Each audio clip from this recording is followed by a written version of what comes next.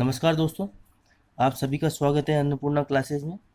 Ratio और proportion अनुपात समानुपात के हम 3 वीडियो ला चुके हैं। उनके अंदर हमने कुछ बेसिक्स और बहुत अच्छे क्वेश्चंस हमने लिए हैं। इसी कड़ी में आज हम इसका चौथा लेक्चर लेके आए हैं, तो प्लीज़ बने रहिएगा, अंतिम तक देखिएगा, आपका बहुत फ़ायदा होने वाला है। पहला क्वेश्चन हम लेते हैं। 50 लीटर के मिश्रण में दूध तथा पानी का अनुपात 5:3 है। ठीक है, यदि उसमें से 10 लीटर मिश्रण निकाल कर 10 लीटर पानी मिला दिया जाए तो नया अनुपात क्या होगा। अब यहाँ देखिए, हमारे पास मिश्रण कितना था, 50 लीटर।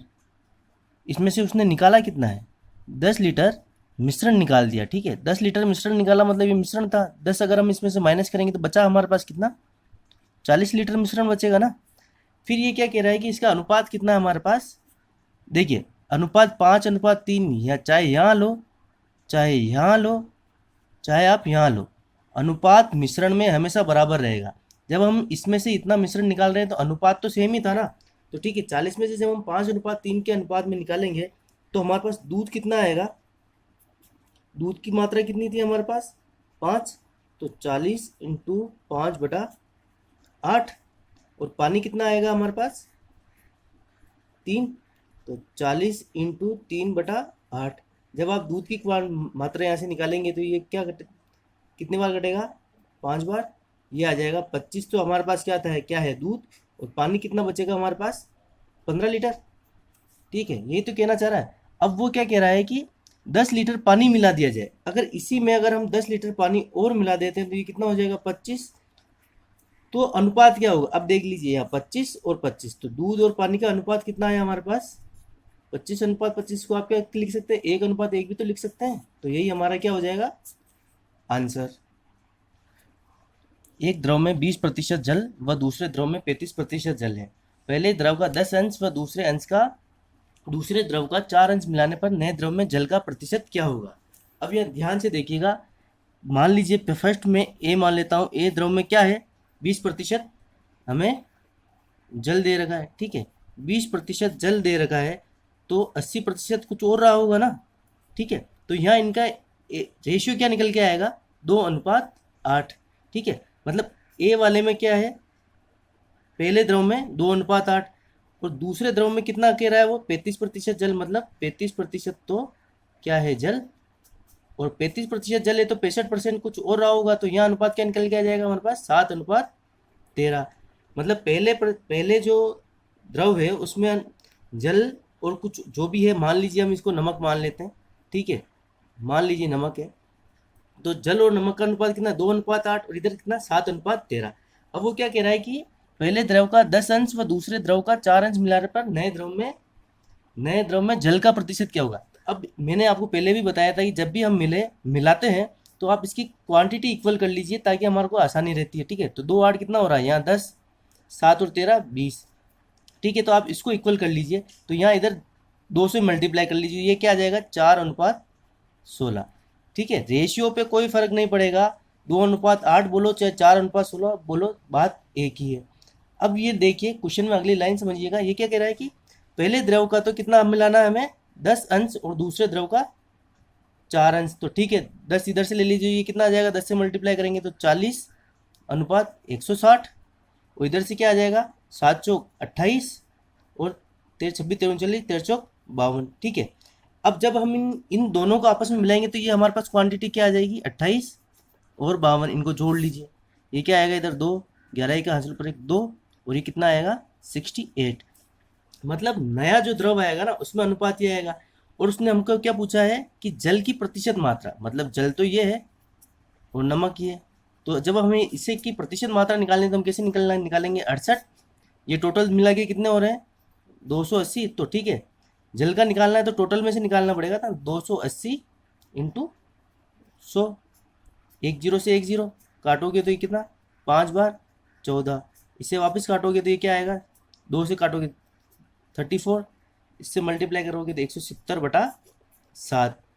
जब आप इसे सोल्व करोगे तो अपने पास क्या आएगा, 2 बार जाएगा, 3 बचेगा, फिर वापस 4 बार जाएगा, फिर दशमलव में कुछ यहाँ आंसर आएगा, ये प्रतिशत की मात्रा हो जाएगी। तो आप मुझे इस पूरे को डिवाइड करके कमेंट करिएगा कि इसका आंसर क्या आया। ठीक है, आगे चलते हैं।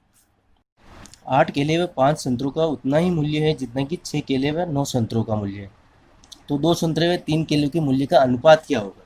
यहाँ देखिए 8 केले मतलब 8 तो बनाना प्लस 5 ऑरेंज किसके इक्वल बताया है, 6 केले और 9 संतरे। ठीक है, अब इसे आप सोल्व करिए तो ये क्या आएगा, बनाना इधर आएगा तो ये क्या बचाएगा 2b इक्वल टू 4 ऑरेंज। जब आप इन दोनों का रेशियो निकालोगे बनाना और ऑरेंज का तो ये क्या आएगा आपके पास 4/2। इसको जब आप और सोल्व करोगे तो ये क्या आएगा 2/1। मतलब जहाँ एक केले की कीमत 2 है वहीं एक संतरे की कीमत क्या है 1 रुपये। तो इसने हमसे पूछा क्या है कि 2 संतरे व 3 किलो का मूल्य, मतलब 2 तो ऑरेंज और कितने 3 बनाना। तो हमारे पास ऑरेंज की यहाँ कितनी वैल्यू आ रही थी 1, तो 2 इंटू 1, और बनाना की कितनी आ रही थी 2, तो ये क्या आ जाएगा 3 इंटू 2।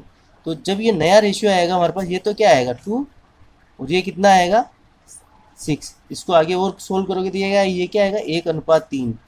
मतलब संतरे और केले के बीच में अनुपात कितना आया हमारे पास 1:3। इनके मूल्यों का अनुपात 1:3। आगे चलते हैं। पृथ्वी पर भूमि और जल का अनुपात 1:2 है। उत्तरी गोलार्ध में यह अनुपात 2:3 है, तो दक्षिणी गोलार्ध में यह अनुपात क्या होगा।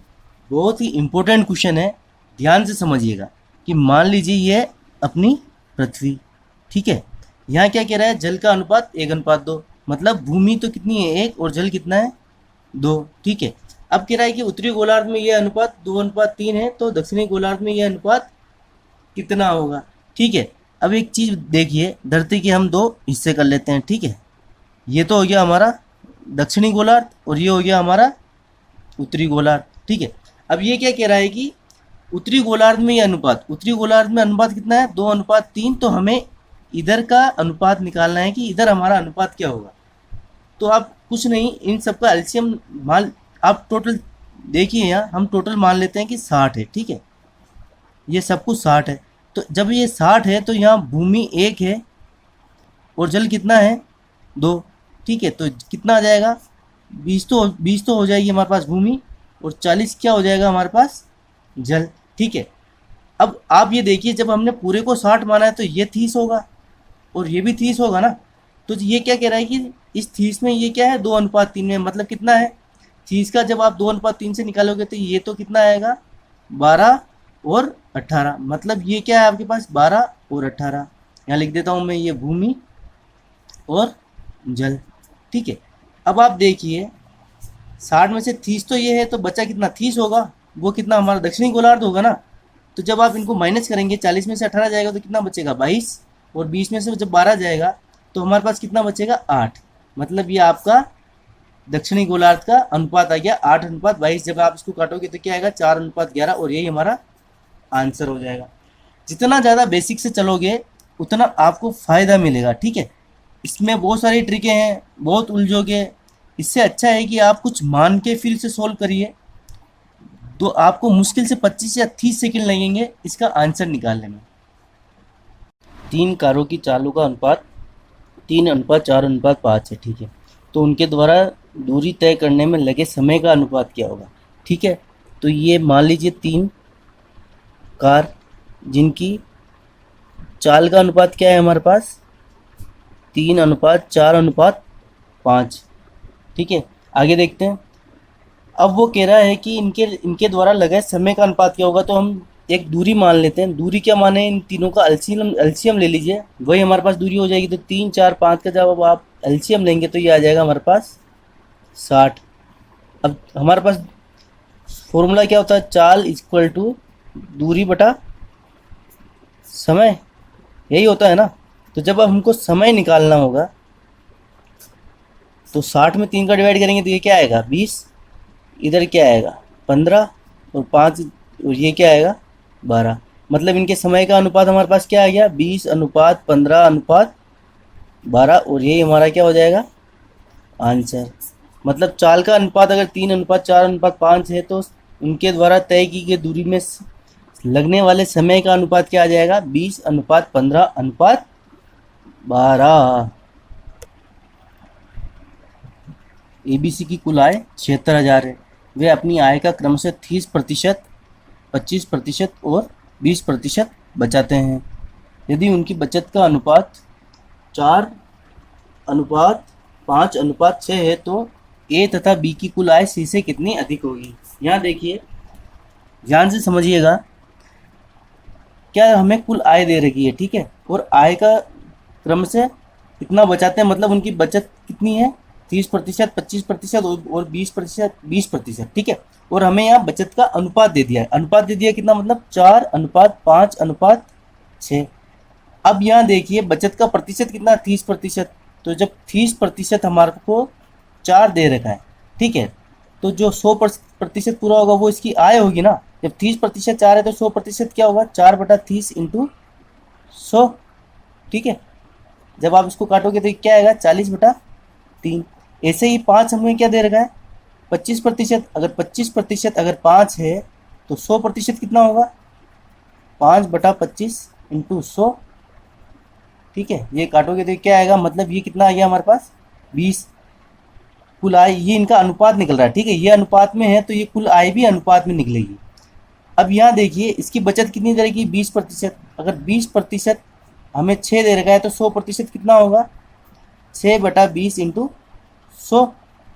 ये काटोगे तो ये कितना आ जाएगा, 30। मतलब इनकी आय का अनुपात कितना आया, इसको और ऊपर 3 से मल्टीप्लाई कर लीजिए तो अनुपात आसानी से आपको फाइंड हो जाएगा। 3 से मल्टीप्लाई करेंगे तो 60, इस 3 को काटने के लिए, ठीक है, ये 3 से 3 कटेगा, यहाँ 3 से मल्टीप्लाई और यहाँ 3 से मल्टीप्लाई, ये कितना आ जाएगा, टोटल 4:6:9। मतलब इनकी आय का अनुपात हमारे पास क्या निकल के आया, 4:6:9। अब क्वेश्चन में आगे देखिएगा वो क्या कह रहा है, तो ए तथा बी की कुल आय सी से कितनी अधिक है। ए और बी की आय कितनी है, टोटल 10, और सी की आय कितनी है, 9। अनुपात में कितने अधिक है, 1। अब आप देखिए कुल आय कितनी बता रहा हो, 76,000, मतलब 4, 6, 10, 19, 19 हमारे पास कितना है, 76,000। अगर यहाँ हम 1 निकाल लेंगे तो हमारी इसकी वैल्यू आ जाएगी ना। अगर 19 76,000 है तो 1 क्या होगा, 76,000/19, और ये क्या आंसर आ जाएगा हमारे पास, जब इसको काटोगे तो 4 बार 4,000, ठीक है, और यही हमारा आंसर हो जाएगा। मतलब ए तथा बी की कुल आय सी से कितनी अधिक है, 4,000 रुपये, ठीक है। आगे चलते हैं। एक बैग में 240 रुपये हैं जो 5 रुपये, 2 रुपये व 1 रुपये के सिक्कों के रूप में हैं, जिनकी संख्या का अनुपात 1:2:3 है। तो प्रत्येक प्रकार की सिक्कों की संख्या ज्ञात करिए। अब आप देख लीजिए, यहाँ फेस वैल्यू देखिए सबसे पहले, ठीक है, से फेस वैल्यू हमारे पास किस किस के सिक्के हैं, 5 रुपये के, 2 रुपये के और 1 रुपये के, ठीक है। और ये इनकी संख्या का अनुपात क्या है, मतलब number of coins. Number of coins कितने आ रहे हैं हमारे पास, x मान लेते हैं इसको, 1 है तो ये कितना हो जाएगा 2x, और ये कितना हो जाएगा 3x। तो टोटल अमाउंट कितनी होगी, अमाउंट ऐसे ही आएगा ना, जब हम फेस वैल्यू को नंबर ऑफ कॉइन से मल्टीप्लाई करेंगे तो टोटल अमाउंट आ जाएगी। तो ये कितना आ जाएगा, 5x, 4x और 3x। टोटल अमाउंट हमें कितना दे देगा, 240। मतलब कहीं ना कहीं जब हम तो तीनों को जोड़ेंगे तो हमारे पास क्या आएगा, 240। तो ठीक कितना होगा, 5 4 9 3 12, 12x की वैल्यू हमें कितनी दे रखी है, 240। तो यहाँ से x की वैल्यू जब हम निकालेंगे तो क्या आएगा हमारे पास, 20, ठीक है। हमें पूछा क्या है कि सिक्कों की संख्या क्या होगी।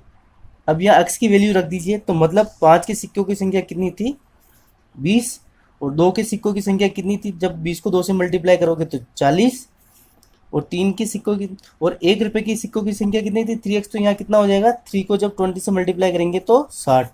मतलब 5 के सिक्के कितने थे, 20, 2 रुपये के सिक्के थे कितने थे, 40, और 1 रुपये के सिक्के कितने थे, 60, और यही हमारे आंसर हो जाएंगे। अब इसी तरह का एक क्वेश्चन और सोल्व करते हैं हम।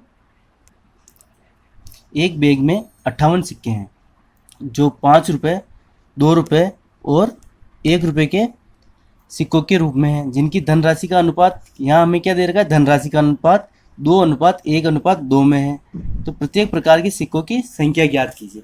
अब देखिए पिछले क्वेश्चन में हमें टोटल अमाउंट दे रखी थी, अब हमें यहाँ सिक्के दे रखे हैं। तो ठीक है, करते हैं। यहाँ फेस वैल्यू कितनी है हमारे पास, फेस वैल्यू कितनी दे रखी है, 5, 2 और 1, और टोटल अमाउंट कितनी दे रखी है हमें, अमाउंट का जो रेशियो है वो कितना है हमारे पास 2, 2x, x, इसको हम x मान लेते हैं, ठीक है, रेशियो दे रखा है। तो अब आप देखिए कि नंबर ऑफ कॉइन्स हमारे पास कितने आएंगे, ठीक है, नंबर ऑफ कॉइन्स हमें कुछ दे नहीं रखे, तो हमारे पास टोटल अमाउंट क्या होता है, अमाउंट हमारे पास होता है face value into number of coins. तो नंबर ऑफ कॉइन्स निकालेंगे तो अमाउंट में अपन फेस वैल्यू डिवाइड कर देंगे, मतलब क्या हो जाएगा, नंबर ऑफ कॉइन्स कितने आ जाएंगे यहाँ 2x डिवाइडेड बाय 5, ये क्या आ जाएगा x/2, और ये कितना आ जाएगा 2x/1, ठीक है, ये तो होगा नंबर ऑफ कॉइन्स। अब आप देखिए टोटल हमें कितने दे रखे हैं, मतलब ये तीनों की वैल्यू हमें क्या दे रखी है